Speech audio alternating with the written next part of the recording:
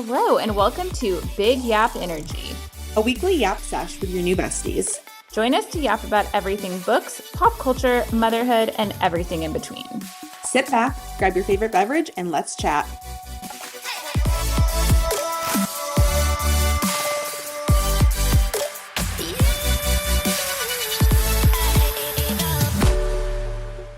Hello, and welcome to Big Yap Energy. I'm Kailey.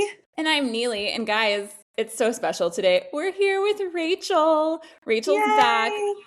Rachel Lewis is a fresh voice in contemporary romance following the release of her debut novel, Yours Unexpectedly, with charmingly flawed characters and laugh-out-loud dialogue. I concur. Lewis's writing effortlessly blends witty banter, delightfully indulgent spice, heartwarming found families that readers will want to call their own. Rachel is the mother of two crazy girls, wife of a crazy husband, and crazy for some 90s country hits. She's a nostalgic TV watcher, lover of fanfic, and is always willing to try a new color in her hair. Hi, Rachel! Hi, Rachel! I didn't know I was getting my bio read. I'm the face that I made at the beginning.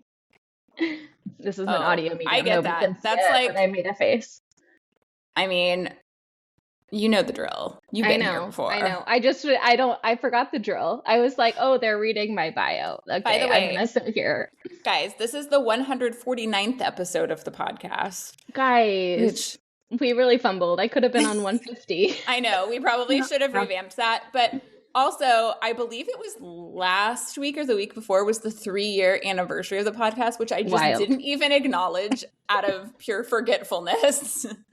And this is how you know sometime in March. I mean, well, it was funny because it was like a day or two after the episode aired. It popped up on my Facebook memories, and I was like, "Oh, well, maybe you should have said something." For the 4-year anniversary, I'm going to be on it. I'm just right. Rachel will come back for 200 to talk about book like 8.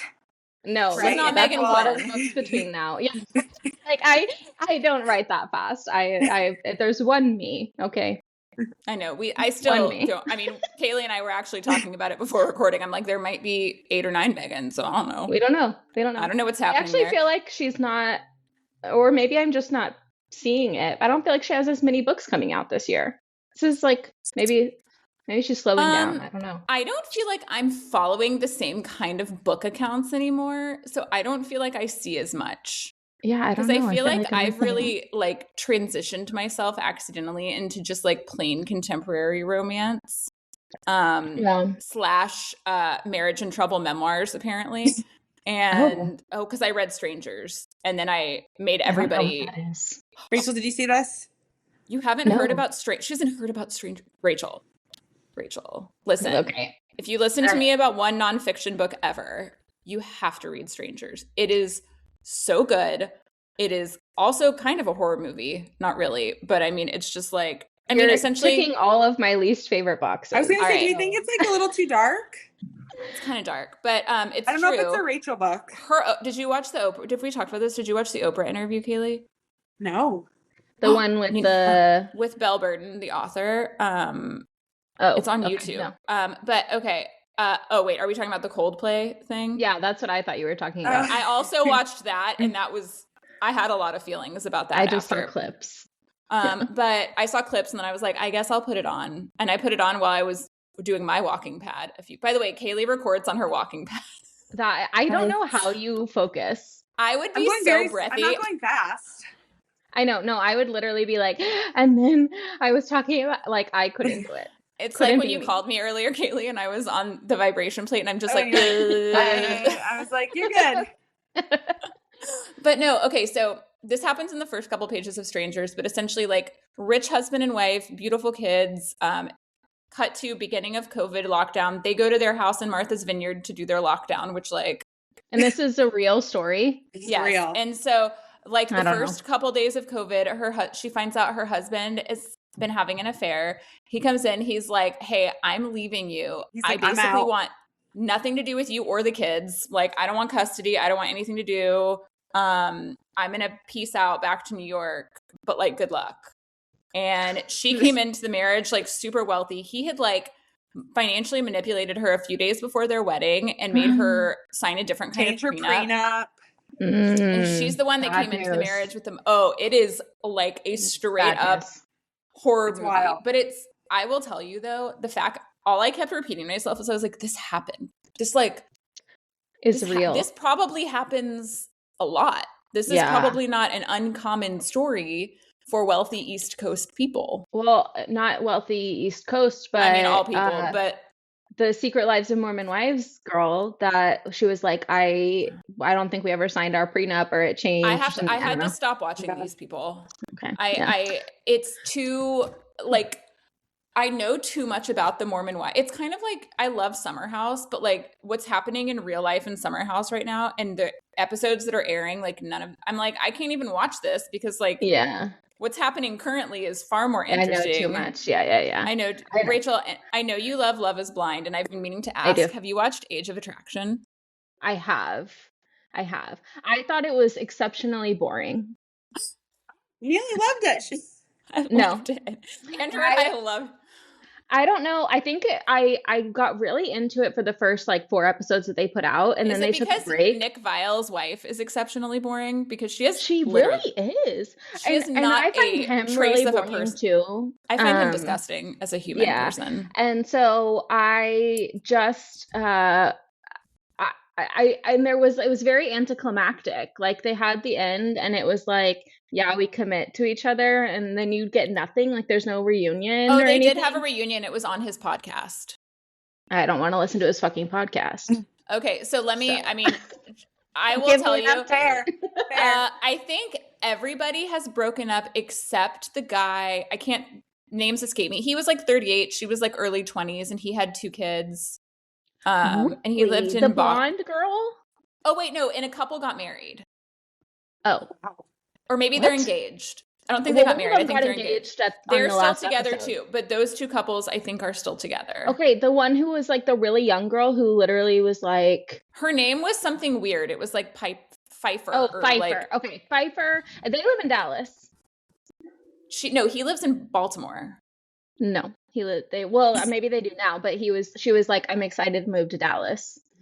So. All right, then I didn't pay as close of attention. But I will tell you who my favorite couple on there was, and I was real devastated to see them break up. It was the 54-year-old woman and the 27-year-old guy. Leah? Is it that one? All I know is no. I didn't think Andrew and I's favorite part of it is that before we knew ages, we were like, what do you, like, how old do you think they are? And it was like our fun guessing game. And I thought he was going to be like 34. And I thought she was maybe like 45. And I'm like, when she said 54 and he said 27, I was like, pardon? Yeah. It was also the black man who was like in his 50s, where I was like, not the 60-year-old black man. I knew he was old. He looked old. The really hot model black man that was like, that's who was old. With Pfeiffer. Okay, then never mind. But he wasn't 50. He was like 40. I've confused myself now. Neely's like, it's been too long and too many shows. Sorry. I was like, there was so much going on, and I don't feel like I've slept since then. And they didn't really like wrap it up very well. Like obviously there wasn't great storytelling because we're very confused. Renewed for season 2, and I wonder if they're gonna like retool it a little and be like, okay, this got renewed. It had like enough of I think they were smart to have it air right after a season of Love is Blind ended. Because people are like, we were wanting more. I need more. Although Love is Blind to me, it's kind of like The Bachelor, in which you can tell none of them are there to actually meet people. Not anymore. And it's like all of these shows to me start out so good where you're like, oh, like this is going to be fun. And like by season 8, you're like, it's fucking terrible. Like, guess what I'm watching right now? What? Married at First Sight. Best show ever. I went back to the beginning. Andrew and I during COVID right now. Andrew and I during COVID lockdown started Married at First Sight from the beginning. Yeah. And let me tell you, the first season is just peak TV. Where she is so disgusted by him. They have been married since. They have like 5 kids now. Yes. They've been together for, I don't know, like 20 years. And she was on The Bachelor before she was on Married at First Sight. The other thing that we watch is we love Traitors, and we watched all of the seasons. I've never watched Traitors. Oh my God, I love it. And my kids watch it too, which is highly inappropriate, but it is what it is. Okay, so Liam watches Survivor with us now. Yeah, we watched all the Traitors, and I'm like, just don't say any of these words at school. And one of the girls who was on Traitors season 2, she was also on like the Challenge or something. That's another one I used to love. Was a friend on like one of the husbands getting married on Married at First Sight. They're like, oh, and my friend Trishelle is here. I was like, that's an interesting name. I'm like working, and I look up, and it's Trishelle. Trishelle was on Vegas Real World. That's where Trishelle started.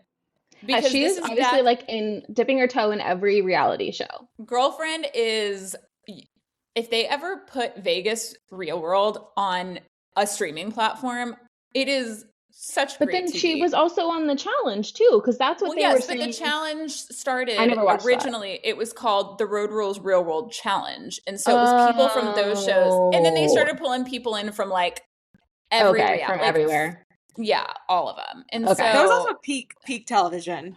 Yes. Peak reality TV to me what are you watching? I was like, when you went on reality TV. Yeah.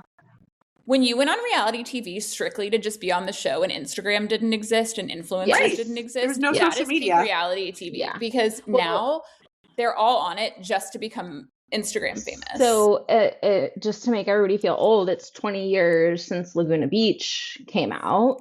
And listen, they had that on the Today Show. I know. Do you want to come back on the Today Show this morning? And we're doing an episode about the hills in Laguna Beach. Because listen, I've never actually watched an entire season of it. I watched episodes here and there because it was like in how old are you? Remind me. I am 34. Okay, so I'm 35. So we're only one. Yeah. So that was like people were watching it. Yeah, but I wasn't. As of last Friday, I'm 42. So. I know. Snaps for you. Happy belated. Thank you. But they were like, would you ever let your kids do this show? Because they were talking on the Today Show this morning about how they literally MTV producers just came to their high school and like they were handing out like flyers about being on the show. And they were like, would you ever let your kids do this? And they were like, this is before social media. Like it's a totally different world now. Well, like even Spencer Pratt, who I have like a soft spot for Spencer Pratt because I just think he's super endearing as a person. At Neely, I need everybody to know this. But Spencer Pratt to me, like first of all, I like him because he owns his shit and he's like, yeah, like I wanted to be famous.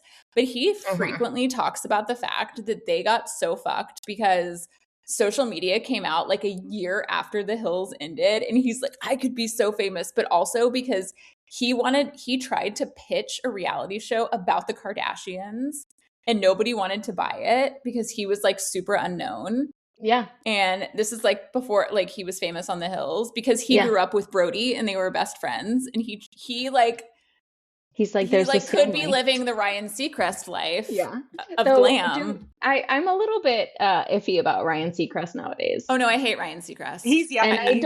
And he is yucky, and I don't like him on Wheel of Fortune, and it makes me mad because I really like Wheel of Fortune, and it makes me angry when I watch it. I have a very hard time watching game shows where there's new hosts. It's kind of like The Price is Right, like just didn't hit the same once Bob Barker went.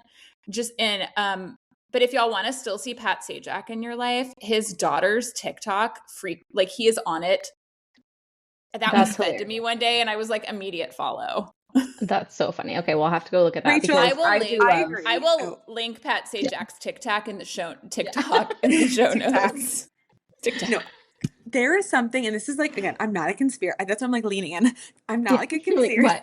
She's like, I'm not a conspiracy theorist. I'm not a conspiracy theorist, but if it comes out that like Ryan Seacrest, like Epstein files or something, like he is just, I get the ick. I'm sorry, like if he's a nice man, but like Julianne. Like him and Julianne Hough, like that really never made sense. And I was like, well, she left. So something, the math ain't mathing. He's not gay. That's what I thought. But then they were together. But then I don't know if he's with anybody right now. I get the ick. I agree. Like it would not, this is so terrible, but it would not surprise me if something were to come out down the line of like, he was doing things that he like should a not child have been predator. Mm-hmm. And I don't know if it's like I get child predator from him. I just get like, he just is like, I would not want to be in a room alone with him. He gives deep, dark secrets. Like, I don't know what they are, but he just has an aura of, I want to know what happened to the guy that he was in American Idol season 1, the co-host with him. Yeah. Because like, It's very interesting. This is from somebody who did not watch American Idol, but there was a second co-host the first season named Brian Dunkelman. That name will stick with me forever because it's so ridiculous. Horrible. And I'm like, there were two co-hosts. The next season, it's like Ryan Seacrest. Then all of a sudden, it's like, dude is everywhere. His hand is on everything. He's hosting New Year's Eve. Yep. He's too busy. Like, no one needs to be that busy. Like, too busy. He's like too busy. Like, what are we? No, that gives. I would rather see Andy Cohen on more stuff personally. Like, give 100%. Me more Andy Cohen and less Ryan Seacrest. Like, Andy Cohen on Threads is the best time. He just goes and comments on random people's threads. I love it. I love him. I've actually, the past like week or two, I have been posting randomly on Threads, which I've never really been into Threads before, but like I like that I can just like say anything that's on my mind. You can just say whatever you want. And then I just goes in and like throws a bomb and then he's like I do. I will get on there. I will post something very unhinged, and then I will forget for like 5 days that I posted it and come back to like 97 comments. And didn't you do this with like Disney? Didn't you make a Disney comment? I made a Disney comment. They came for me. I stand by my Disney comment. But the other day I posted, when Taylor Frankie Paul came out as like a psychopath a couple weeks ago, I was like, why are we still like throwing money at this woman? Because I was like, if she was a man and did this, you know what I'm mad about? In prison. No, because Dakota is now going to be on crazy too. Alex Earl show. And I'm like, why does he get to be on more reality TV? That child shouldn't be with either of them. No, like, put both of these people away. They need to take people like this and like sterilize them. Like, these people don't need to have more kids. I continue to think that this is Kaylee's like, I'm concerned. I continue to think that men should start in prison and work their way out. Every day that sounds more and more feasible. Like, really, that's what should happen, is you should start in maximum security. And if you have enough good deeds, then you can work your way out of prison. Like, when you're 18, you go to maximum security prison, because like they shouldn't be born there. Like, that seems a little... It's kind of rough. I don't know. I have only girls, so I feel good over here. Neely's like, but not Leah, not my baby. I have a really pure child. I don't know if it's different. Like once you hit teenage years, like then you go to like juvie. He did call a girl in his class wide yesterday, and we had to have a conversation. Yeah. Wait, wide? He... according to him, mean it like that. Like, he didn't mean it like that, but we just had like a conversation about like the ways in which we speak. One, about women. Two, about bodies. We don't. About bodies, yeah. I'm like, in general, we just don't. Because like he was a really big baby, and my parents would like hyper focus on his size, and I would get extremely mama bear defensive, and I was like, we don't talk about body size. He's always been tall. And I'm like, he's very tall. And so like, we'll always be like, oh my God, you're getting so tall. Yes. We're like, it's a celebration of your body. And you are allowed to talk about your body, and we don't need to make comments about other people's bodies. But anyway, he had a very hard day at school yesterday. Like, this was just... Then Listen, a girl... He won't get sent to jail for that, okay? A girl said something like, she meant lice. And she's... My worst fear. It's going around the kids' school right now. And no, absolutely not. I'm going to tell you what Charlotte's hair looks like every day. It goes in a tight bun on top of her head, the tightest possible bun. I hose her down in rosemary spray. I put other product in it because they don't like dirty hair. And I pray. Yeah. And then at night, I look like a mother gorilla just looking through her little hair. No. Then I itch my head. Is it bad? Okay, so I have like two thoughts on this. Okay, like 90s children, like you know, I'd come home and be like, Mom, the nurse like checked our heads. My mom would be like, I never had lice. And I never had lice either. I'm like, we're all like, we never had it. But I'm kind of like, my mom was like, we're gonna have to like burn the sheets and like burn your bedding and throw everything out. Well, now there's services. And so you like, best do they believe I'd be calling one. They won't check your hair at school for lice, and Rachel might know this too, unless like you request it. Like if you go in and you're like, will you check my hair? But even if someone in your class has it, they also don't have to tell you that someone in your kid's class has it. Thankfully, we have very honest parents who are like, it's kind of like just FYI, you know, little Sammy has COVID or, you know, the flu, like, you know, we're in a group text and people are like, shit. And it's more like survival. It's like, hey, we have lice. What the fuck do you do? Whereas I'm like Googling lice people that will come to your house, and I don't care. $5,000. I would burn my house down. I don't know if you have to anymore. Like, I think they're like, you just. Oh, you still have to like. You still have to like fumigate. Like, I'm like, oh my god. We just have to like mayo in our hair. Do you guys follow Naptime Kitchen? No. She's awesome. No. She's like an influencer, and she does a lot of like cooking stuff. But she also has 4 kids, and like they got licensed. She's like, and I was immediate like, stop. So I'm like, it didn't seem as like serious. I'm like, I don't think she was like throwing anything out, but I'm like, literally my worst time. I did it one time that had it, but it didn't spread. Do y'all understand how many? I have no idea how. Here's my fear. One, you've seen Charlotte's hair, so like, what would I do? 2, do you understand the amount of lubbies my children have? Like, oh my gosh, I know. That's what I would the sheer amount of laundry I would have to do. I would never feel clean again. Like, no. Y'all, we've never. This is gonna sound crazy, just especially living in Texas. We live in Texas. It gets very hot here. It's a very buggy place, and this is our 3rd house we've owned. We've been homeowners for 12 years. I just saw a roach for the first time in our house, alive. Yeah, Andrew was not here. Okay, here's the grocery. I call Andrew, like in his like full hysterics, like. I sound like somebody has tried to break into the house. He's like, what's wrong? Really I'm like, impressive that you've just saw this the first time. I'm like, there's a roach. Our house will never feel clean again. And he's like, is it dead? And I'm like, no, if it was dead, I wouldn't be as upset about it because I would put something over it and that's a you problem when you get home. No.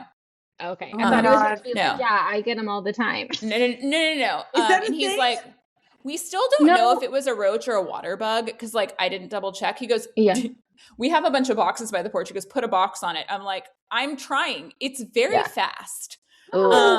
I feel like it depends on like we survived. So we get them sometimes in the playroom, but it's a converted garage. And so I feel like because of like how it is, it does that. And then the girls will leave like, we've gotten really hardcore about like, you cannot leave food out because then things like that. Never. We don't even let them eat food out of the kitchen. Yeah, well, we do. And then we had to stop that. And so we've only ever had like 2 or 3 in the 7 years that we've lived here, but they come in when it gets like too hot or too cold out.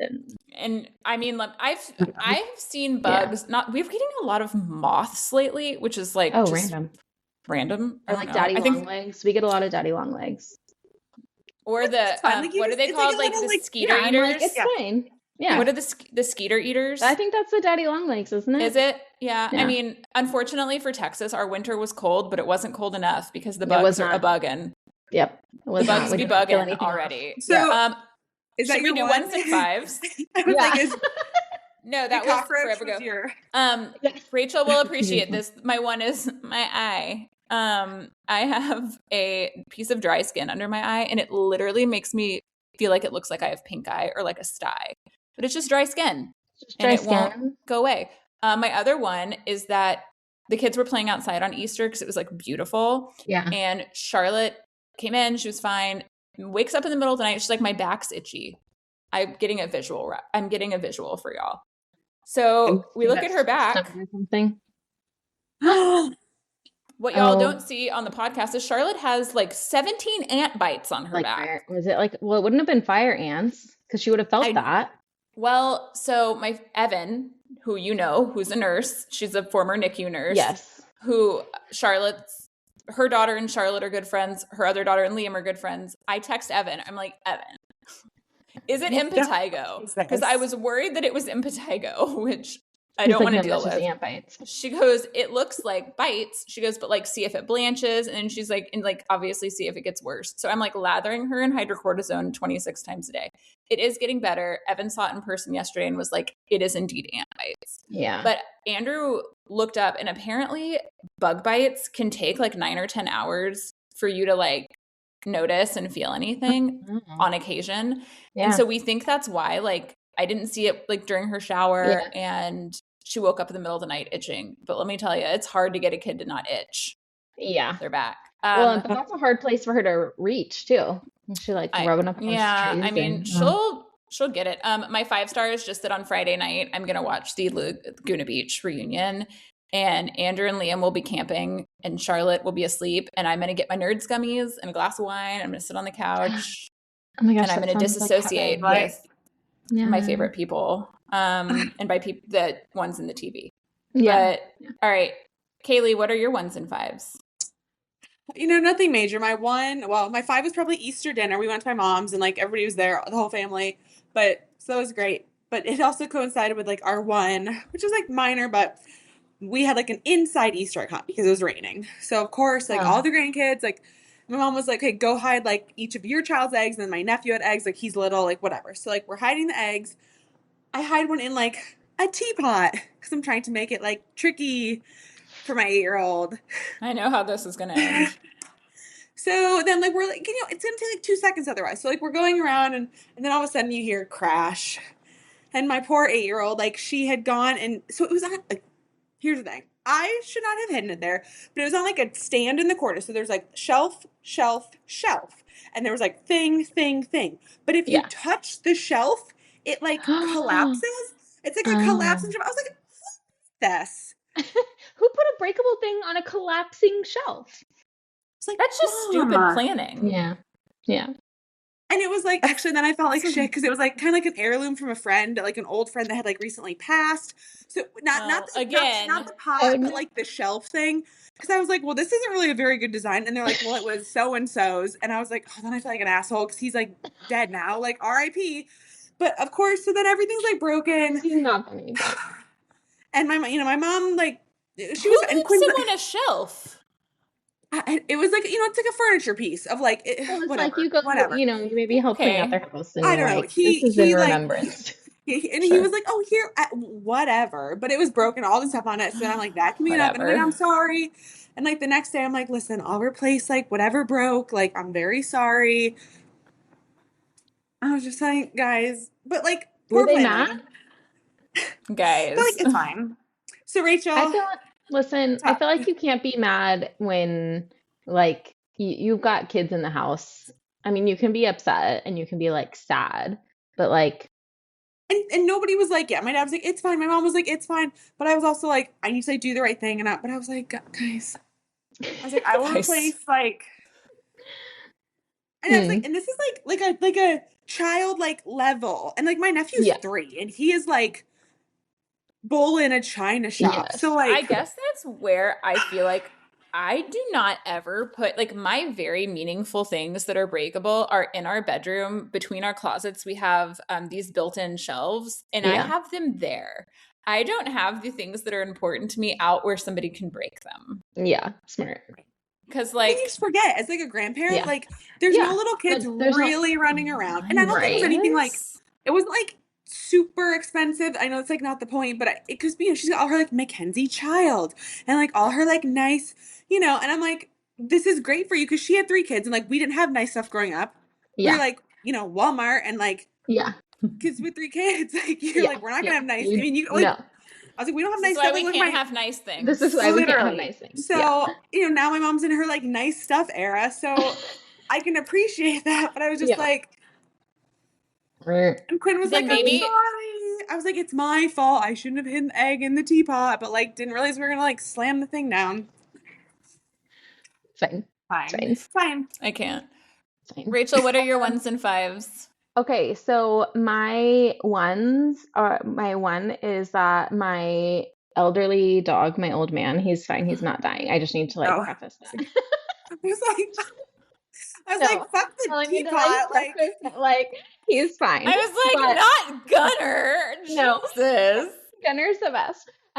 But he's been like having some tummy issues. And so he's been waking us up every 2 hours through the night. It's like having a newborn. I was like, this is why we didn't have another baby. Why? So this morning I called first thing when the vet opened at 7 a.m. and I was like, when can you get this dog in? Because I need him to be on something because I'm not waking up every 2 hours tonight. So Brian took him in this morning and he's got some like very normal dog stomach infection, so they gave him some antibiotics. And he has like an ear infection too. That was such a jump scare. So sorry, he's fine.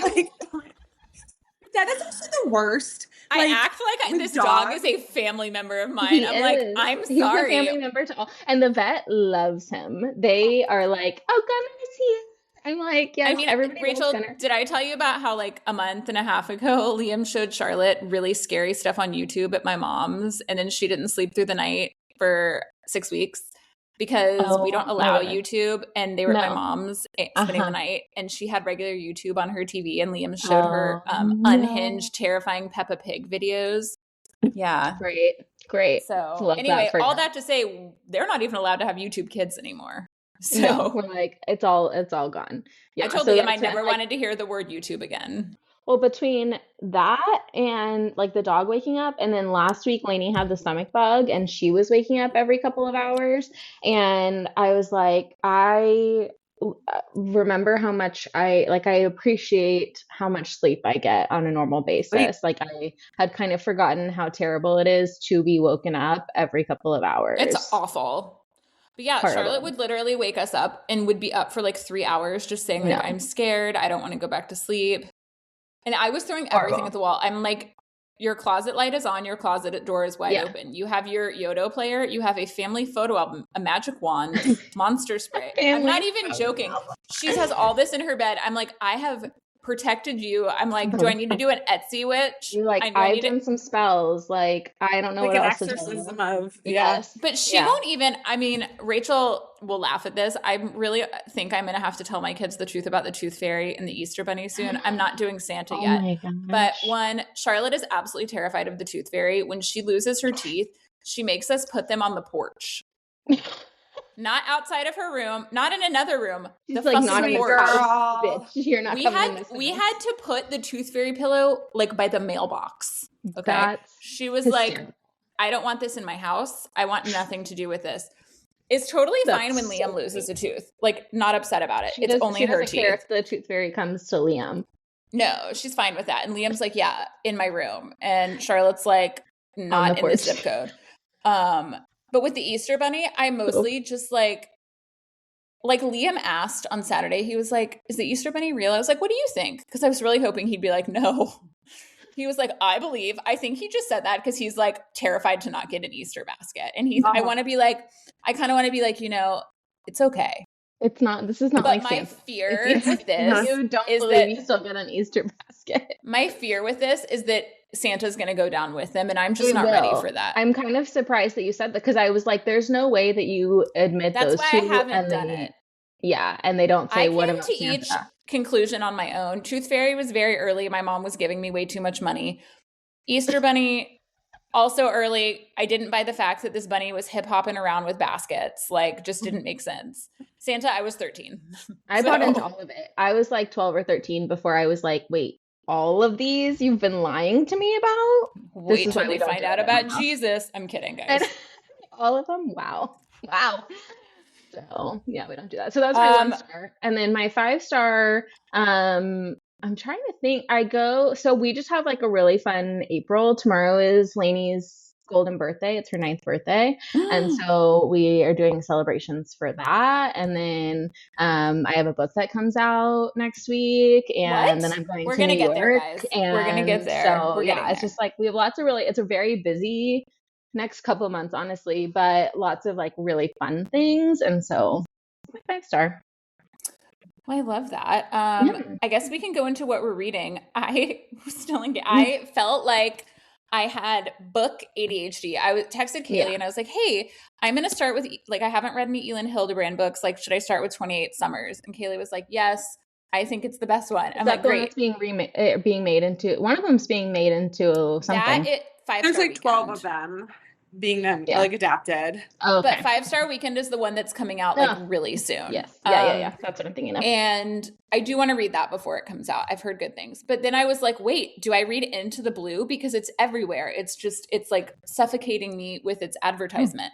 And so I was like, okay, I'm going to read Into the Blue. And then I'm like, or do I read Yesteryear? Like, I don't know. Oh, I don't know. I read both. So anyway, 5 stars. I think I'm gonna read Into the Blue, and then I do think I'm gonna read Yesteryear after that. Yesteryear is so not my kind of book, by the way. No, I need people to understand that.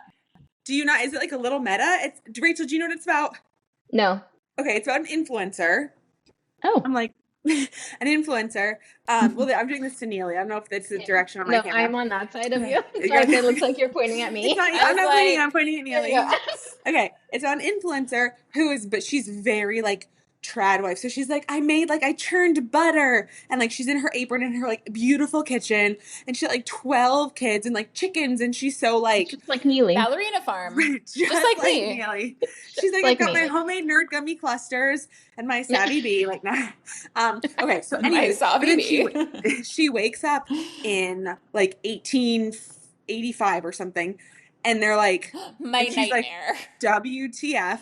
And like actually having to like churn butter and like she's like, now I have to fucking churn butter. Like for real. And it was so you're like, is she like hallucinating? Is it a dream?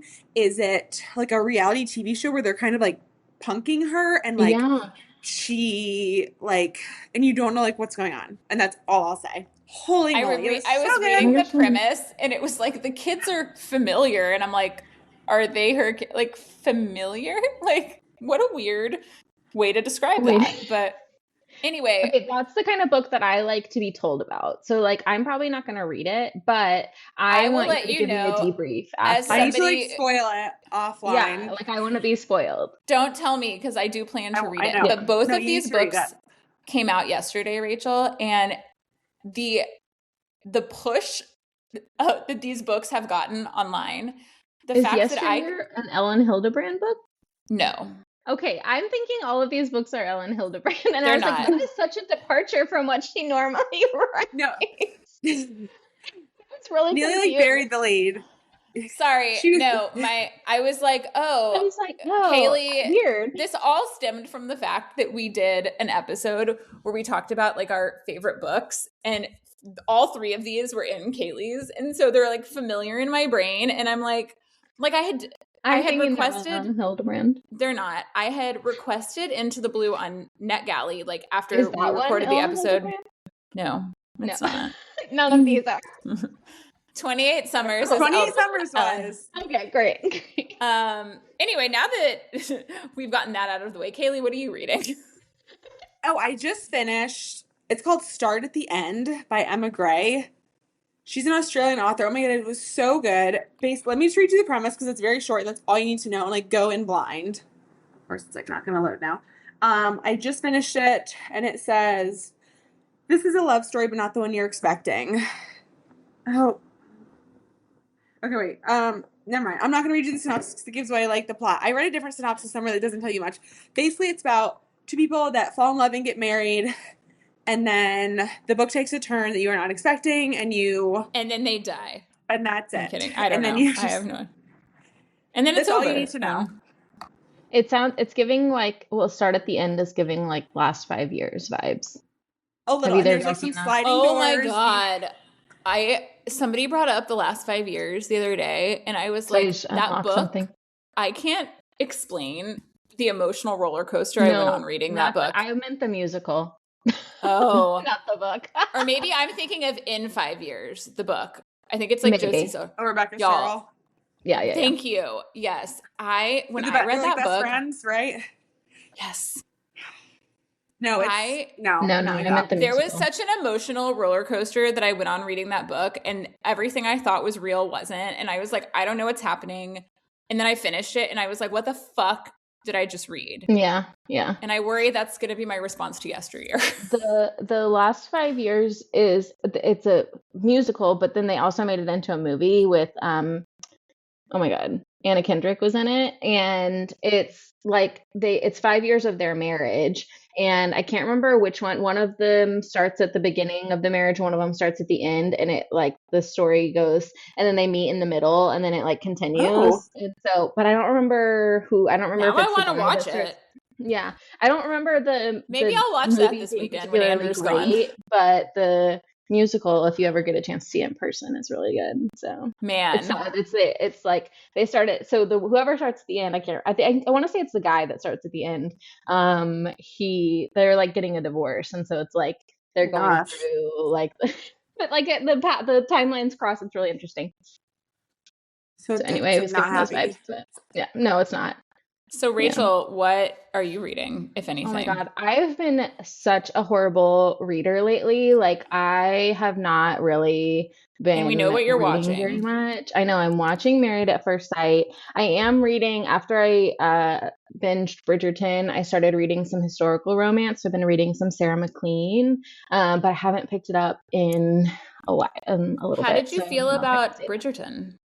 Okay, so first of all, I have read the books except for the last two, but everybody was all like, oh, they're ripping off Cinderella. And I'm like, that's the point. Like, it's a Cinderella story. So I don't know why we're all surprised about this. It's what the book was. But I loved it. I love Benedict is one of my favorites. And so I had a great time.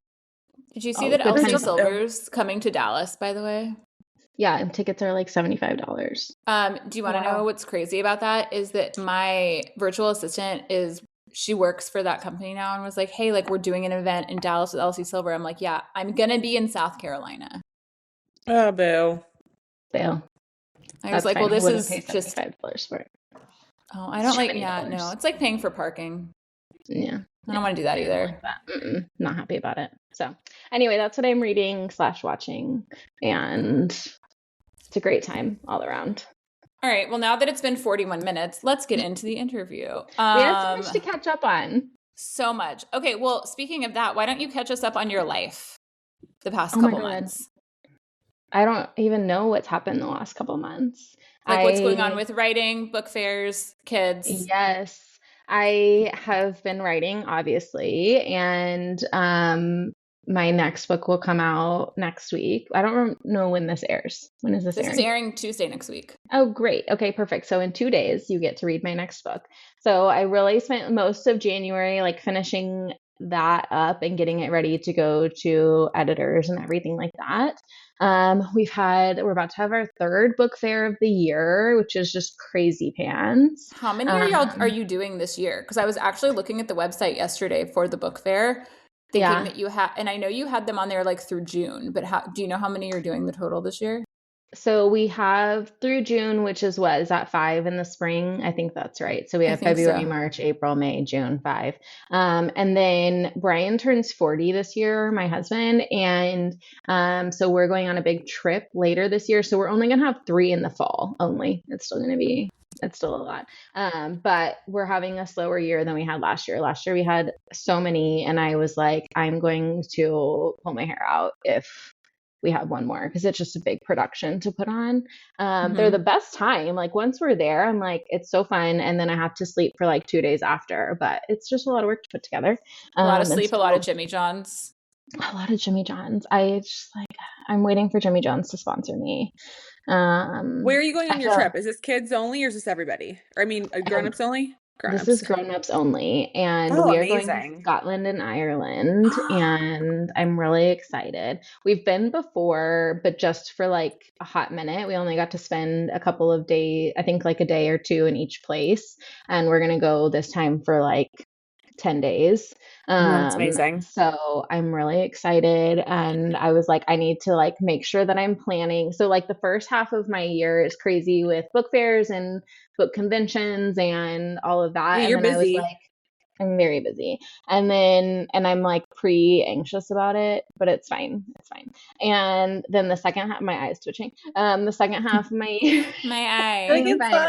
My eye. There was a point in time where my eye twitched for like 6 months on the podcast, and every time that was like my 1 star for 6 months was like my eye is still twitching. So I have noticed for me, my eye only twitches if I am like hugely deprived of sleep. Like if I have like multiple days in a row where I've only had like 4 or 5 hours of sleep, like my eye, but also like the whole side of my face will like twitch. Like I have some sort of condition. Good. Yeah. You should get that checked out. But then the second half of the year, I was like, I really want to focus on just like being present for this trip, not having to work while I'm on it. So we'll do a couple of fairs in the fall, but I'm really going to try and like schedule them so that I'm not having to do any kind of What month are y'all on the trip? We're on the trip for most of October. So that's when we went to Europe last year. Yeah. And I will argue and say it's the best time. In my very limited experience of going to Europe twice, and one of them being in March, where I was freaking freezing cold the whole trip. Yeah. I feel like it can probably get chilly in October, and especially because we're going like up higher north. I mean, it was chilly when we were in London, but like Italy was like toasty. I was like we're not going that far very warm. But I think it'll still be like, I'd rather have like the fall foliage and like foliage, and like have it be a little bit cooler. And it's not high season, so it's kind of like you're exiting like peak travel season. So hopefully there won't be like too many people there. So I'm excited about that. But yeah, that's what I've been up to. The kids have, we've had birthdays. We have a birthday tomorrow, and then how is Lainey feeling about Star? We don't talk about it. Oh, so that's nice. Liam is, it's like beaten into his brain every hour of the day at school. By the way, I don't even know if you and I have talked about this. I found out that you can opt out. You can. It's true. And I was like, we're going to see how this year goes. We may be opting out next year. Yeah. The level of this is state testing, Kailey. I'm sure y'all have it too. We have something similar. And we have it coming up in like next week is one, and then 2 weeks later is another, because they take 2 in 3rd grade.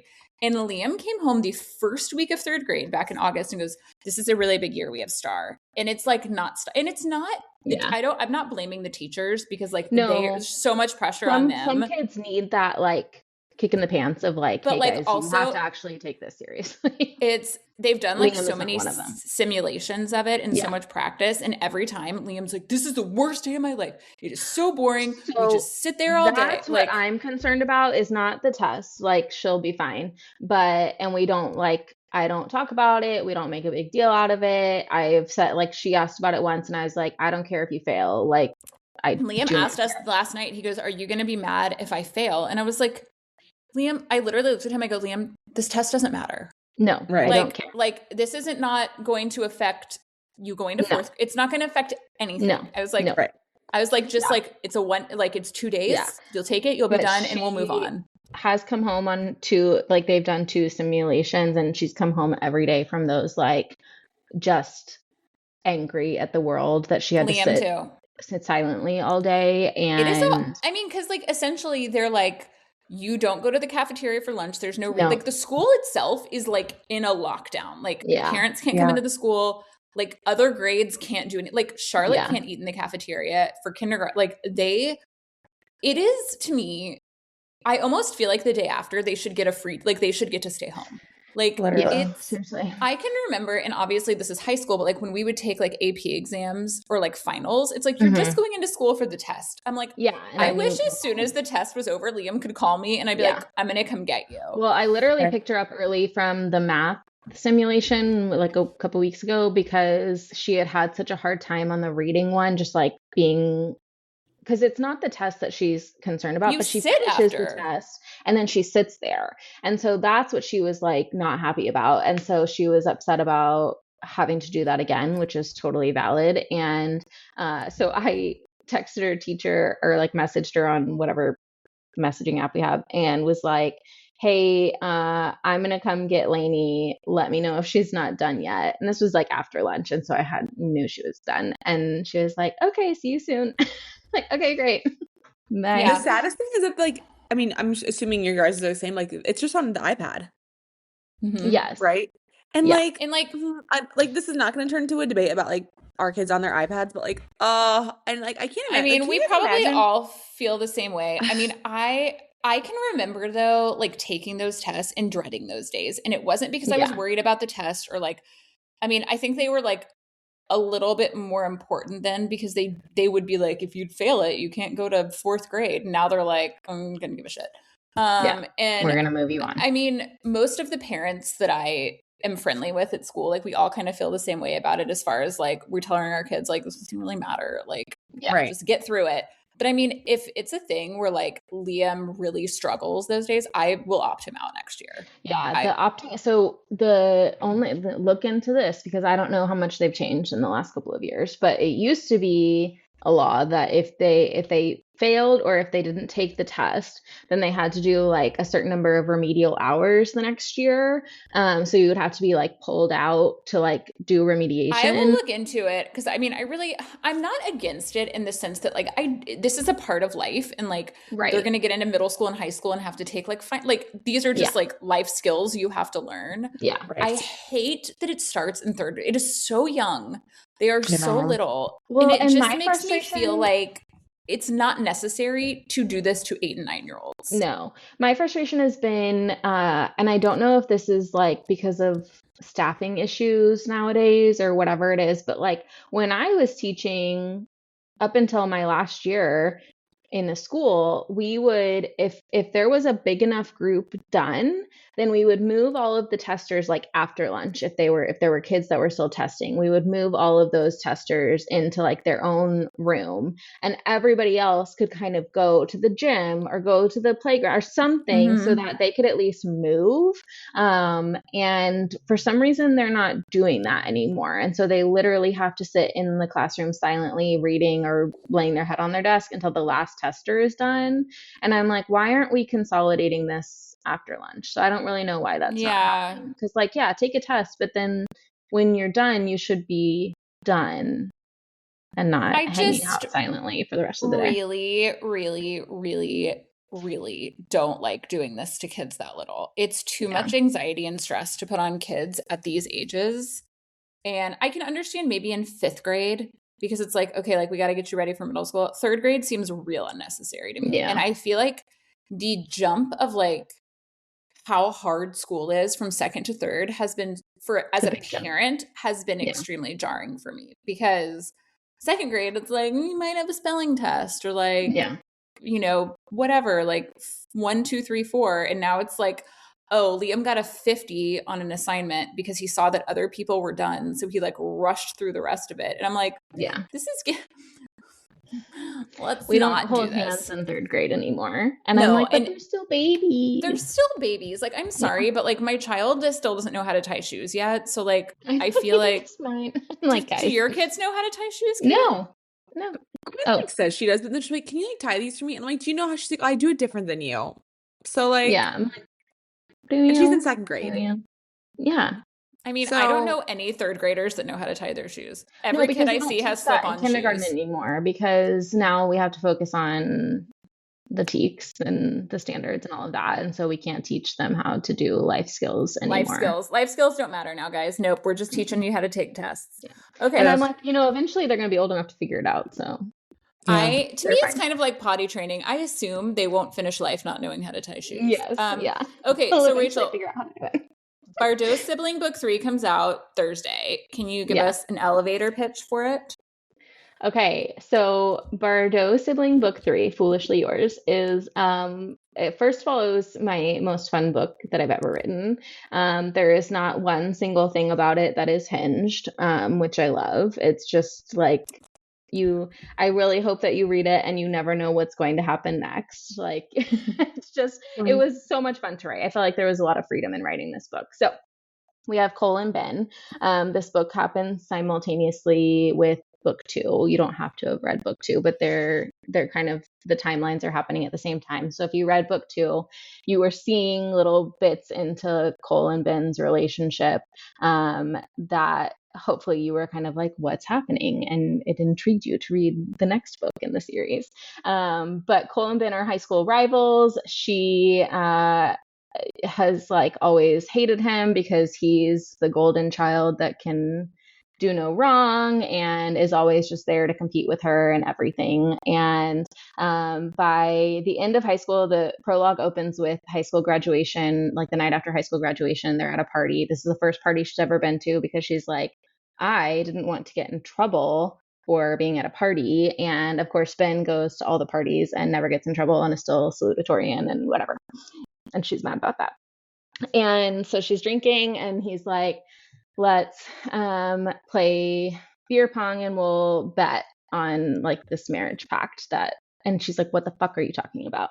And he's like, yeah, like it'll be so fun. If I win beer pong, then you have to make a pact with me that if we're both single when we turn 30, we'll marry each other. And if you win beer pong, then you can forget you've ever known me and just we'll never see each other again. So of course, he taps into her competitive side and she's like, yeah, I'm going to play, and loses because this girl has never been to a party. She doesn't know how to play beer pong. And the prologue ends with, they make this marriage pact and she doesn't hear from Ben for another 12 years.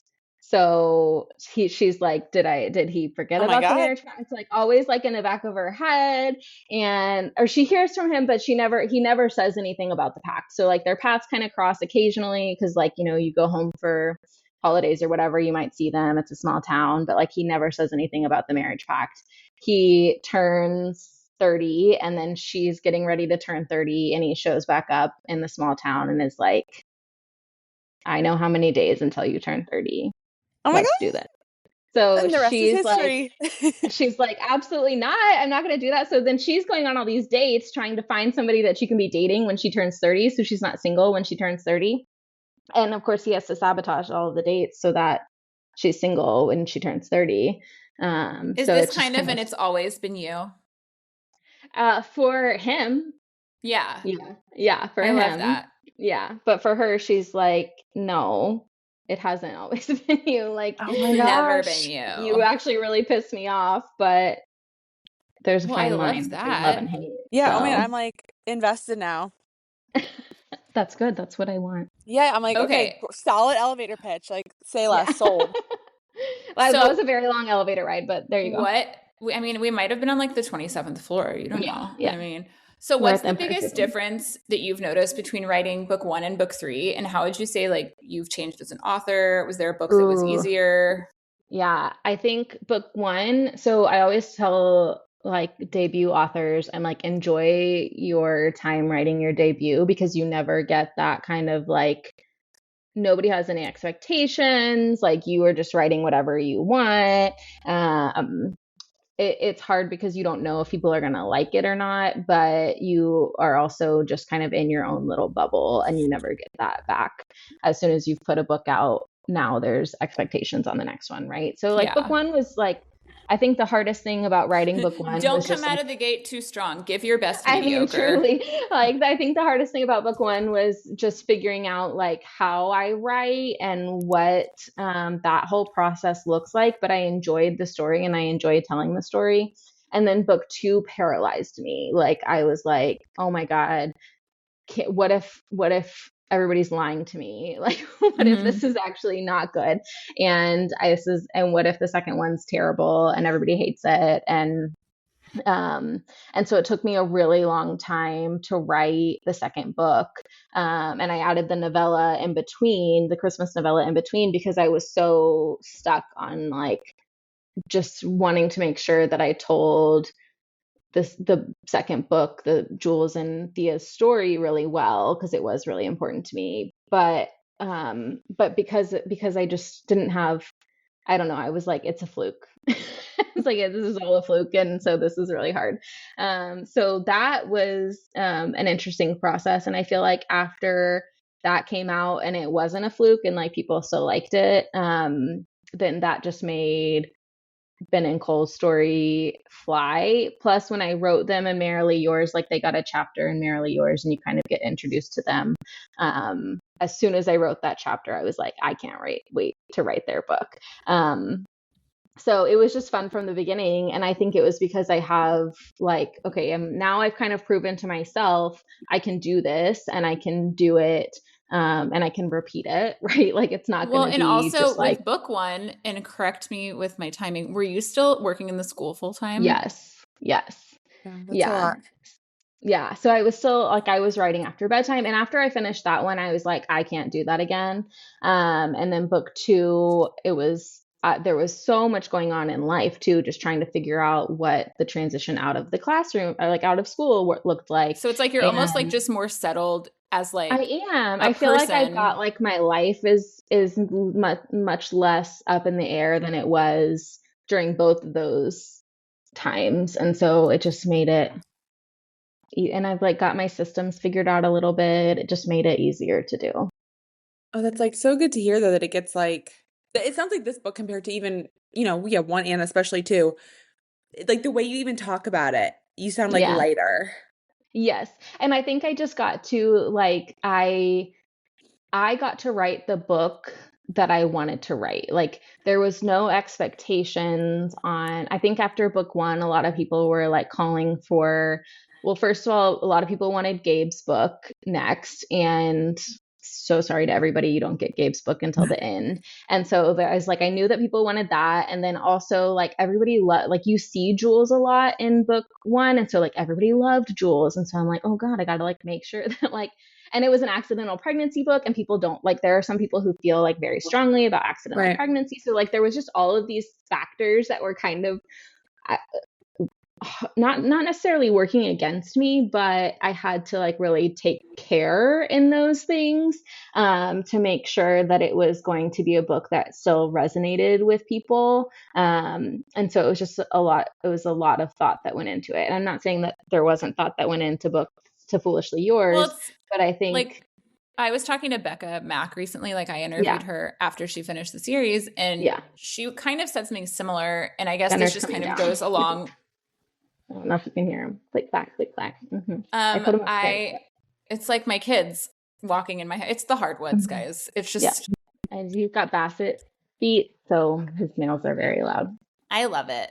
It's so reminiscent with your background too of like early podcasts. Yeah. But no, I was gonna say like Becca was talking about how like writing her fifth book, like it's like everybody had been waiting for those characters' books. And I almost feel like that's kind of like the hard thing I would assume as a non-author in like writing a standalone series is that it's like people like the more you write, the more expectations people have because 100%. They've been following some of these characters. Like she was saying that because she said it was the hardest book to write. So. Yeah. And I think you just kind of like, eventually you have to find your own voice, right? And you have to kind of tune out what everybody wants and tell the story that you want to tell. And I think if you can, I was able to do that for this book. Here's hoping I can do it for the next one. But like, I think it just is kind of book by book. So much impacts like what goes into it. Yeah. Oh my gosh. Okay. So, to segue, what are you working on now? Not to, overshadow like the new release. It's so exciting, but I think everyone will want to know, like, do we get a hint at what could be coming next? Totally. So I will finish out the series this year. And so you will get Gabe's book. And then the Bardo siblings will be done, which is sad.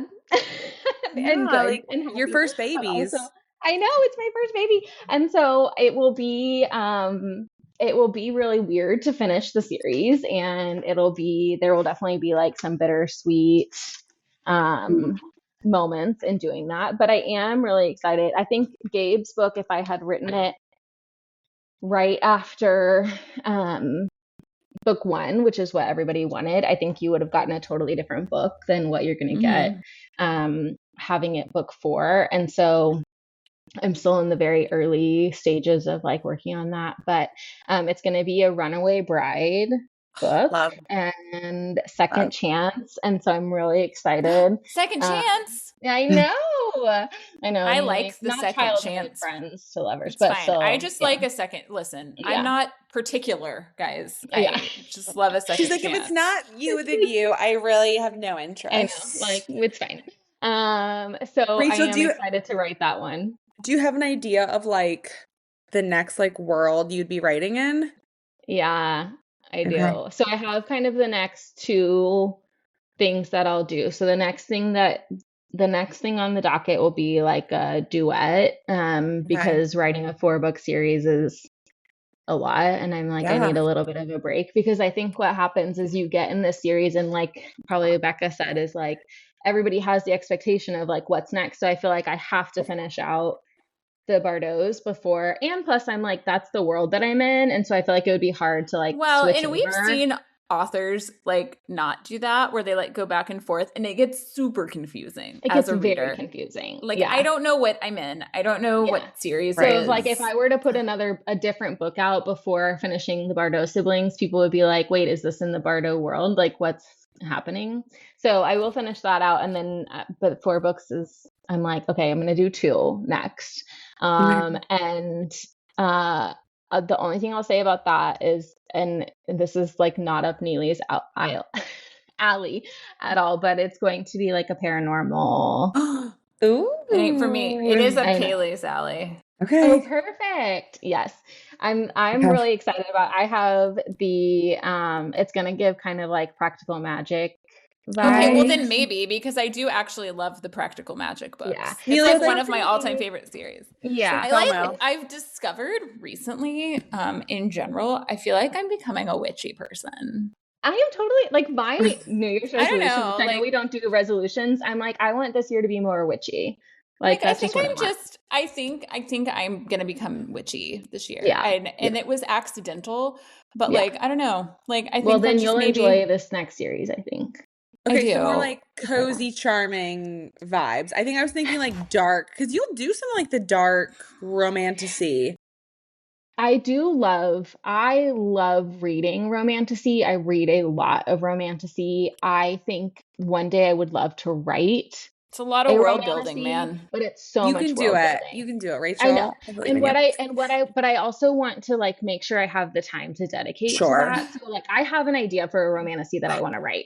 It won't, but this will be like more of like a paranormal rom-com type situation. Oh. Almost like a Good Spirits. Yeah, so like along those lines, like Good Spirits. I liked that. Yeah, and like Lana Ferguson writes a lot of like paranormal shifter stuff. Ooh, so like notching and like like things like that. It's like if you like Bride, Ollie Hazelwood, like Rachel. I loved Bride. Wait, Neely, did you read Bride? We've talked about how I feel about Ellie Hazelwood. With the nodding? I had to like Google it. So good. Rachel, I was like, what? Rachel, I love it. How did you feel? This is not related to any questions that we have, but you just mentioned it. How do you feel about the new ACOTAR books coming out? Listen, I feel like it has been too long. Like, do you want to know what's funny? I saw, like, I didn't listen to that interview. I do like call her daddy when she has people on that I want to listen to, but I didn't listen to that. To it either. But you know what's funny? As somebody who hasn't read ACOTAR, I thought they were done. No, so I was like, I knew they were done. Yeah, I knew they weren't done, and I am excited. Books. Like I am going to read it. Okay, it's not that I'm not going to read it, but I am kind of like, okay, my brain has been out of it for so long that I'm like, now I have to figure out. I have to get myself back in there. So, and I would like to say that during recording, both Rachel and Kailey have gone outside. And I'm like, I love that y'all can do this. I'm scared to like move out of my chair. They're over here, like Kailey was on a walking pad. Rachel, like I'm like, y'all are better than me. I don't know. The dog was like whining, and I was like, "What are you doing?" Infection. Like, I know. So I'm like, I gotta let him out, and now I gotta plug my computer in. But yes, I'll read ACOTAR, but whatever. Okay, so I have not read them, Rachel, and I'm like, I really do want to. And I even, after like the announcement, Neely and I like briefly discussed it on the podcast, and then I kind of like offline was kind of like, she messaged me, she goes, do you want to read ACOTAR? I'm like, I don't. You're like, I was like, would you ever want to just like try it? And then we could like chat. She was like, no. And I said, okay, fair. I'm not opposed to it ever. I bought the first book because there was one day I texted Rachel, I was like, I am going to start ACOTAR. I read one page and I was like, I can't. You're like, I'm out. Yeah. I was like, Haley, it's do just. You read romantasy? Yes. And yes, I really do. She really reads kind of everything. Like she really, I feel like but you enjoy, like, I feel like you can read everything and not necessarily enjoy everything, but like you feel like you enjoy a romantasy. No, like the new Debney Perry that came out yesterday. Like I bought that. Yes. I'm so excited for that. Did you read Conform by Ariel Sullivan? No, but I have seen so much about it. Okay, so that was like the first one, and that was like more dystopian. Like I would not really call that like romantasy at all. It's more just like in the future. But Beneath came out. Beneath came out last week, and that's like the prequel, and that was phenomenal. Like the yearning, Rachel, in that book. I love a yearning. Kailey, did you read the Selection series? No, and it's literally sitting on my shelf, and everyone's like, it's The Bachelor Yes. And something else makes Hunger I Games. need to read it. It's on my shelf. Yeah. It is. Wait. Okay, last one before we go back to our questions. Rachel, did you read Kiss of the Basilisk? I can't talk about this with Neely because she didn't. I didn't. No. Do you know what I'm talking about? Yes, I do. And here's my thing. Okay.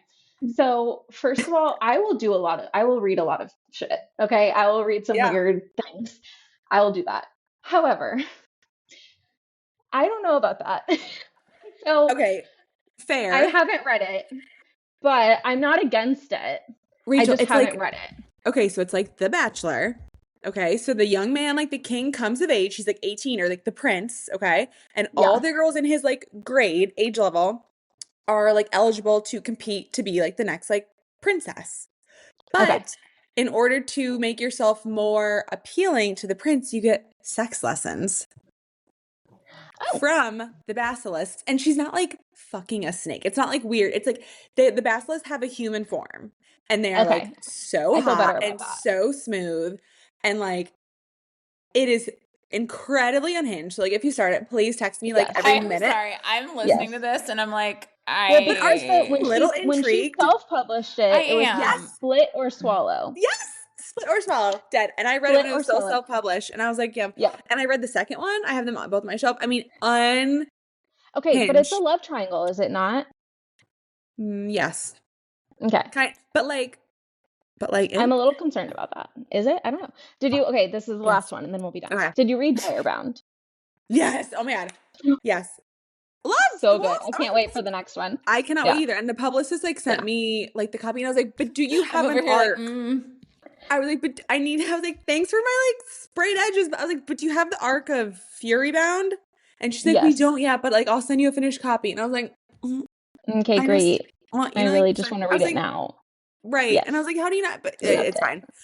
Not to be greedy, but like loved it. Okay, back to so Rachel, one day I will do a romantic series one day. But I've got the paranormal, and then I will do a cowboy series after that. But I can't wait for a cowboy series. Okay, listen, Neely and I, we have journeyed through this like not doing cowboys because we live in Texas, and like honestly, cowboys in real life are not hot. But I don't know. But like Riley Green, like really does it for me. So I know. I'm like, I'm here for. I know he's not like a real cowboy. Is Riley Green is that a singer? I have no Google idea. I'm gonna send you. Now your Instagram's gonna start. I just agreed with you, and I'm like, I don't actually know who that is. I'm like, totally. Google him. I'm gonna try to send you guys like. But how old is he? Because sometimes I feel like Neely, he's like 37, 38, so he's like. Oh, okay, great. Hang on. He's not 18. Great. Okay, wait. Guys, this is a good one. I really want to write a green flag. Okay. So my bro's like, all right. Guys, wait, I just posted this Instagram. I feel like those arms could like do something to you. Yeah, right? I know. I posted, there's like I like retweeted this, and it's not a retweet on Instagram. Like I reshared on Instagram. Yeah. She was like, I'm a simple girl. Like I just need like a kind heart and big arms, and like I just get a little dumb. And I was like, same sis. Yeah. Okay, but he's not problematic. I mean, he's like a little bit of a womanizer, I think. A little bit. If he looks like that, I'm not gonna marry him. I don't think he's like Zach Bryan problematic. No, or like Morgan Wallen. By the way, I don't think he's Morgan Wallen. I mean, I haven't heard negative things about him, but I will say we did buy tickets to the Zach Bryan concert. I can't wait. We have 2 country concerts this summer. You said Zach Bryan? We're going to Zach Bryan and we're going to Thomas Rhett. And I love me some Thomas Rhett, just like as a human person. I feel like Thomas Rhett's a good person. Agreed. That's what I mean. Like Thomas Rhett just like posting pictures with his little son after having 4 daughters. And then he gets like his little boy and he just posts pictures of his little boy sleeping on him. And I'm like, he's been with his wife since they've like loved each other since 2nd grade. And I'm like, so cute. I'm like, I'm sorry, but like I can't. Green flag. There's not one thing. If something came out Duggar style about that man, I would be check on me. Yes. Like, because let me tell you, speaking of Duggar style, the non-surprise face I made that another Duggar was a pedophile. I love the Duggars. Well, I don't love the Duggars. I love digging into the Duggars. Yes, but like finding out that yet another Duggar brother, like the odds were there. Not the odds were there. Listen, It wouldn't shock me if started in jail, then all 10 of those Duggar brothers. But what I think it is, and I need somebody to look into Jim Bob, because these brothers, this is a learned behavior. This is not. These are learned. Somebody was like, all of their hard drives need to be checked. Every hard drive. Somebody free Anna. Like, truly. I mean, now finding out Kendra got arrested. Wild. That I didn't have on my 2026 bingo card. But I was like, are we locking children in their rooms at night? Now, I need to also caveat that by saying when our kids were toddlers, we had monkey locks on the door. That's like locks. A safety thing, right? Yeah. These were because Liam climbed out of his crib. Safety and we had stairs. And putting kids in an unsafe situation. Yes. So we had the monkey lock on after Liam started climbing out of his crib while we were still living in the house with stairs. Yes. Even though we had a baby gate. Put a baby gate up at the top of the stairs because we had a baby gate at the top of the stairs, but Liam also listen, he's crafty. Okay. He's a climber. Has never met something he didn't like to climb over. It was that was more because I was having nightmares that he fell down the stairs, and Andrew was like, I found a solution, and I was like, I don't love this, but I don't hate this. Yeah, but it's better than my OCD. We'll get back to the interview now. Yeah. We'll circle back. We do want to talk about the book fairs, Rachel, the Get Lit book fairs. There's so many lined up. We're looking at the schedule, and I think there's one, at time of recording, it will have already happened, but you have one in 2 days. Yes. How have they evolved since you first started them? And even in the previous interview, when you talked with Neely, you mentioned potentially expanding to other regions. Like, can you update us on all of that? You also, didn't at some point somebody try to copy it? Dude, people try to copy it. Every day I feel like somebody texts me and is like, hey, have you seen this? I'm like, have you trademarked it? So Get Lit is trademarked. Yes. Okay. It's just like, I can't unfortunately trademark book fairs. Yeah. Grown-up book fairs cannot be trademarked. Which is, it's fine. And here's my thing is like, I would rather you come to me and like, let's figure out how we can work together versus like you copying and pasting literally my copy from my website onto your website. Someone did that to my mom's business. One of my friends, like it ended our friendship. This was like a lot of years ago, but we figured out, and she had verbatim, copied paragraph by paragraph, and my mom had to get like a cease and desist. It was So I think there's just like things like that where it's like, that's frustrating.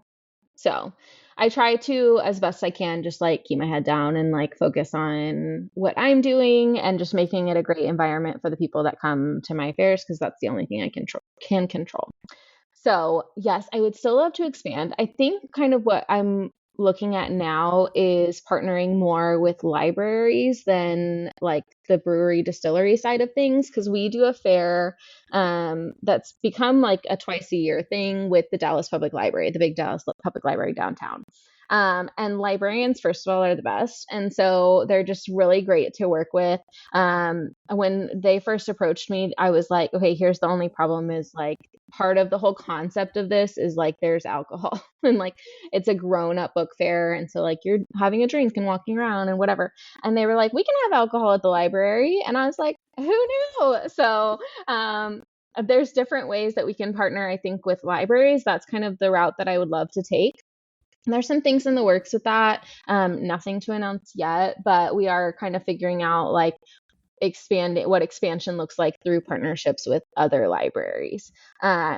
Because also like, this is a feminist podcast, sorry, but like the dude bros who run breweries and distilleries, like 99% of the time, like don't respond to emails, they're not a part of one of the auctions I did, we had it, the first one at the fuck is it called? It's not even over here anymore. It moved over kind of more by you. By me, I know exactly what you're talking about. And that trying to get them to just respond. Oh my God. I was like, which is like a lot of times it's not like their job is more like operating the business and not necessarily events. So like I get it.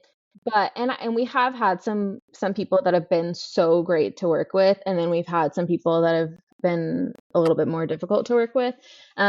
So with librarians, they get it. They're like, oh no, we get the book people are like intense and there's going to be a lot of people here and we're going to plan this out and we're going to add programming and we're going to coordinate and yada yada. We're going to have meetings about this. Like, it's just much more like my vibe, especially coming from public education where like that's everything was so like regimented. So that's kind of how we're looking into expanding, which I'm really excited about. I feel like evolution wise, I think our only thing that like we keep changing is we get bigger and like we grow out of venues, and that's a great problem to have is like just figuring out like I would love to be able to have every vendor that applies to my fairs be able to come and sell their books or sell their products. Do you try to get them into the next ones if like it depends. Like I try as much as I can to like rotate but like do you charge more for them now? I have upped my prices. The economy, guys. Gas is expensive. I know. But I do try. But I did have somebody tell me the other day that my prices are really low, and I was like, "Oh, thank you for telling me that." That's kind of like if I respond to a brand and they immediately accept, I'm like, I didn't charge you enough. Right. Yeah. And I think there's like, for me, there's part of it is accessibility. Like there are new authors that don't necessarily have the funds to like come set up a full booth. And so we offer half booths for newer authors or if you're just an author that would rather like try it out that way first. But I think, you look in these, like all these other conventions that I go to and the table, which I know those are like mostly at like hotels and stuff. And so the cost is much higher, but my table fees are like $400 to go table for a day at like, a book convention. And I want this to be a little bit more accessible than that. So it's a balance. Awesome. And I'm sure there's probably a lot of like kind of small businesses too that like totally appreciate like and like what I want it to be great for attendees, but really what I want is for it to be great for my vendors. Like I have vendors who will come up to me and be like,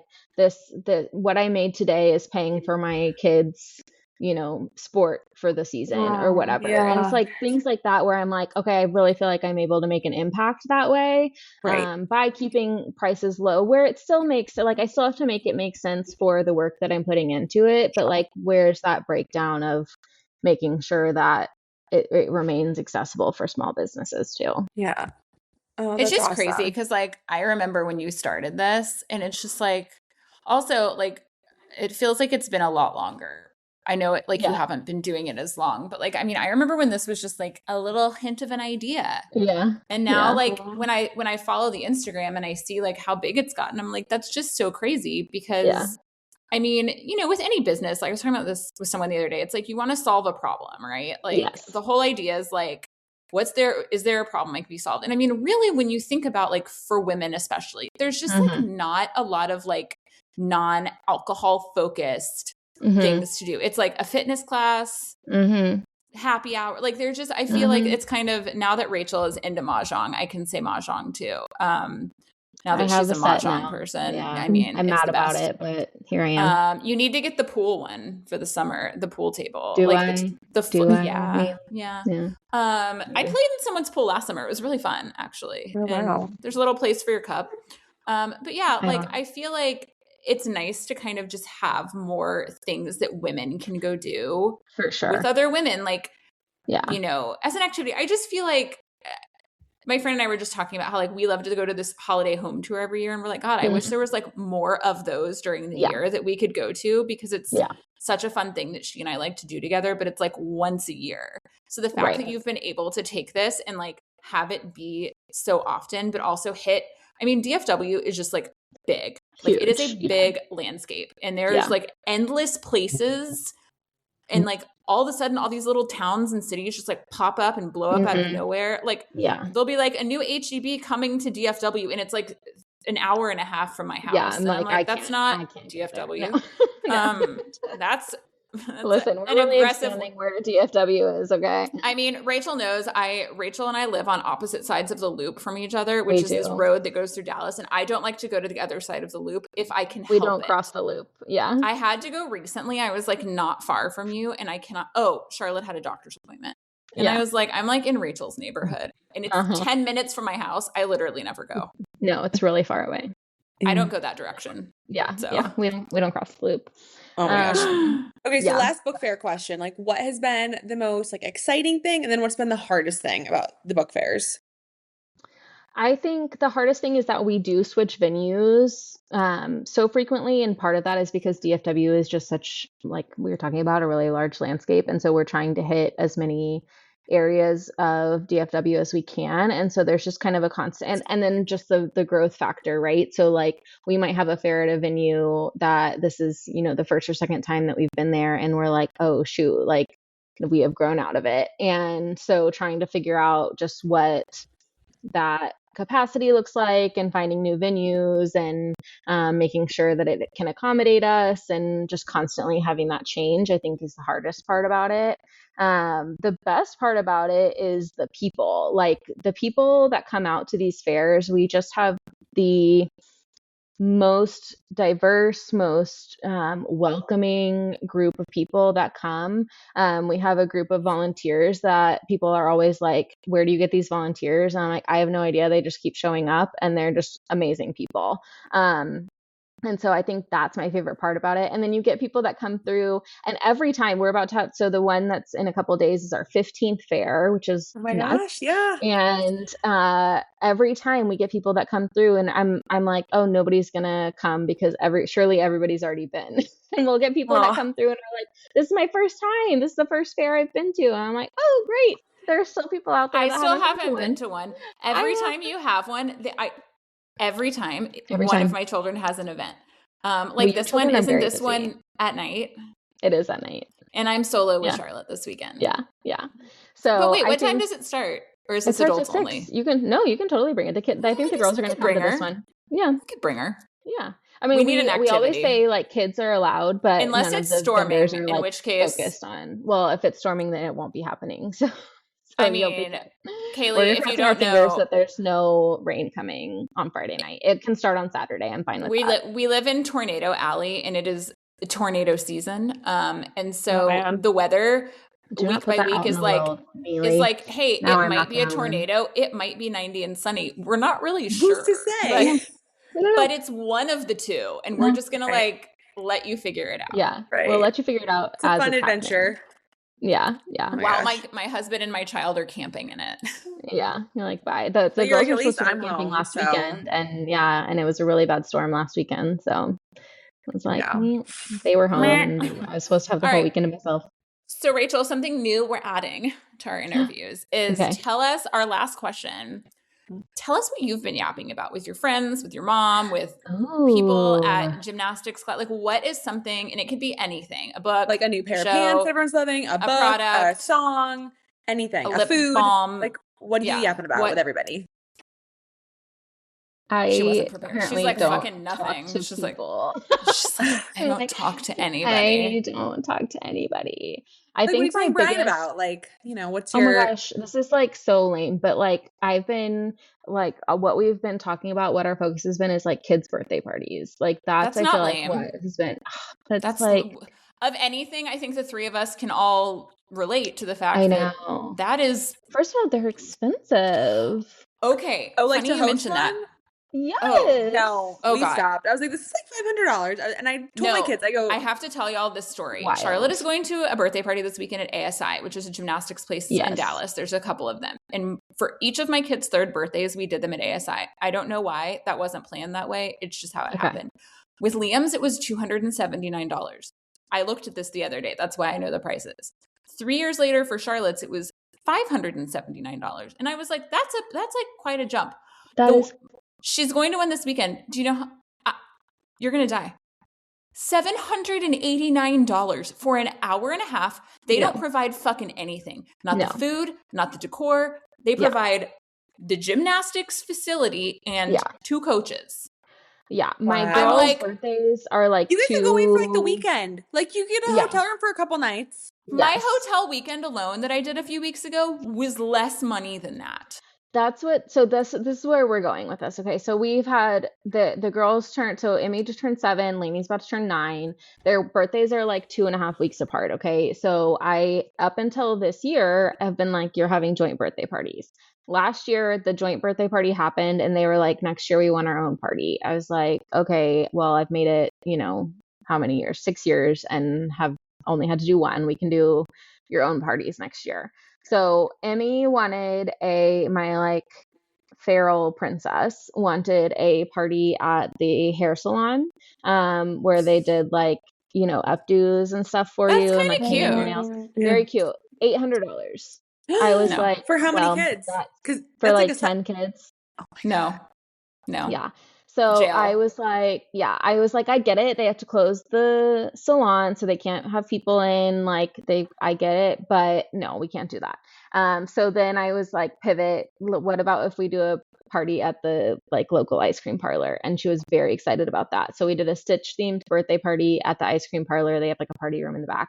They literally just got like ice cream scoops. We did a craft that I bought for $7 on Oriental Trading Company, and they made like picture frames, and I took their Polaroid picture and they put them in the picture frames. And when I did Charlotte's charm necklace party, it ended up being like, we did it at our house, and I had a girl come, and every kid got to pick charms and make a charm necklace, and it was very reasonable. I mean, so it wasn't bad. But she did, my compromise to her, because she wasn't going to be able to do the hair salon, was I'll take you to go get a mani-pedi before. And so she got to go, like, just her and I went, and she got a mani-pedi. So what does Lainey want to do? So Lainey wants to go to this place called Kids Empire. Neely, have you been? One of those.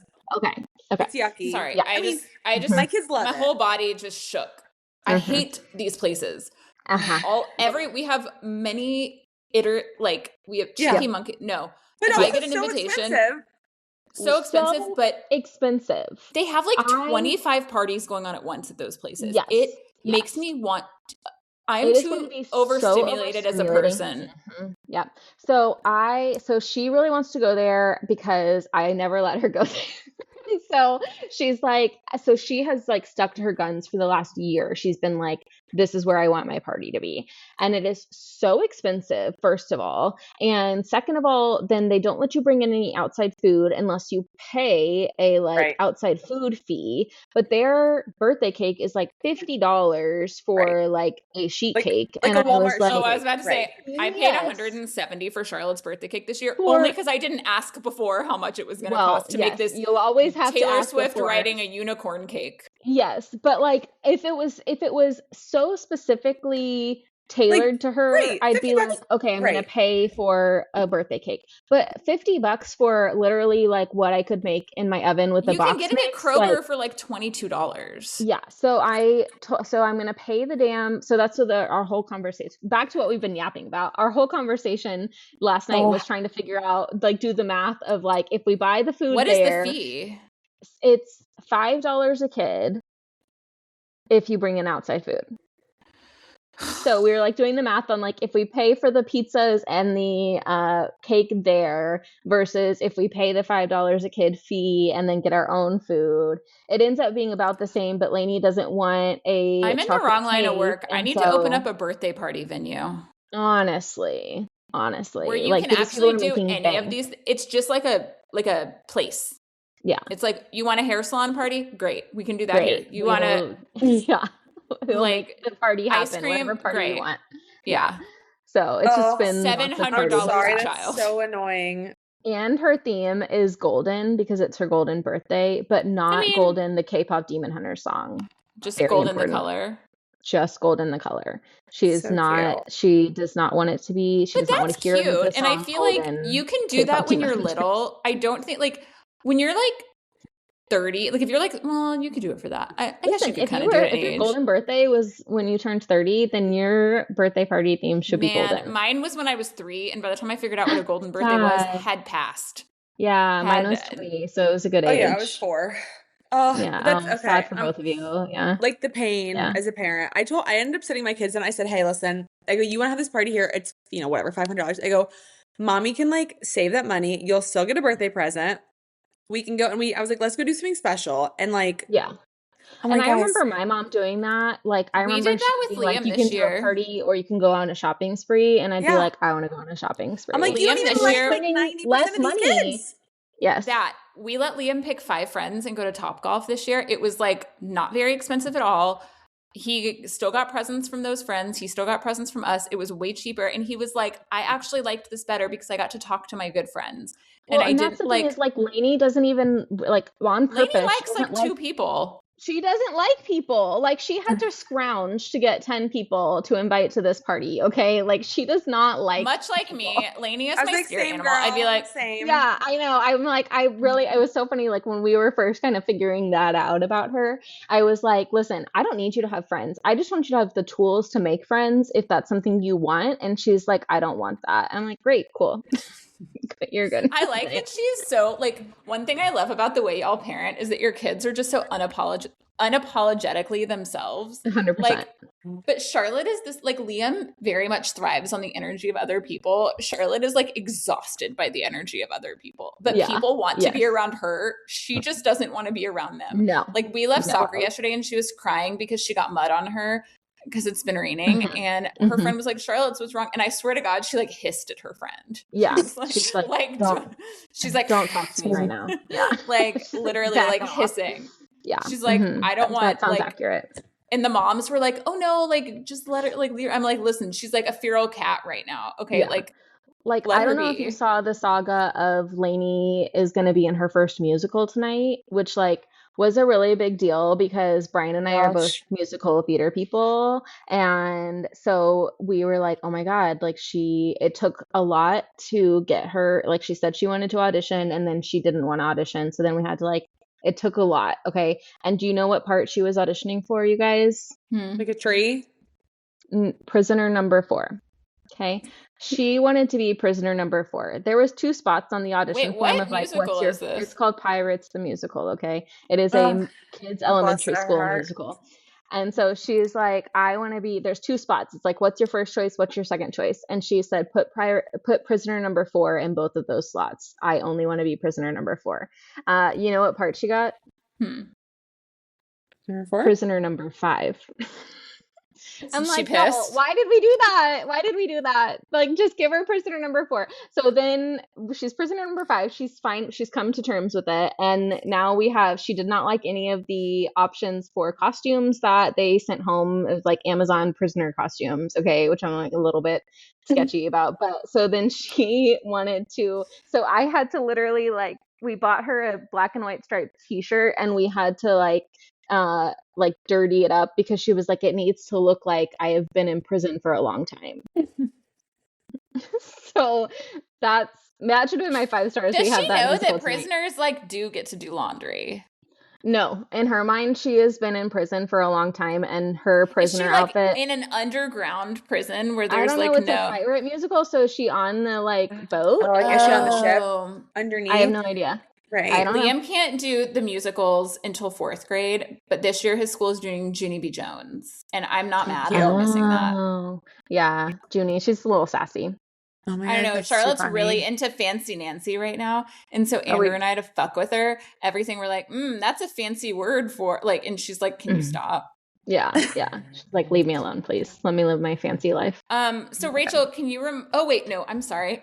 I was about to skip over something very important. We have a rapid fire this or that. Are you ready? Oh, okay. I'm not good at this, but yes, I'm ready.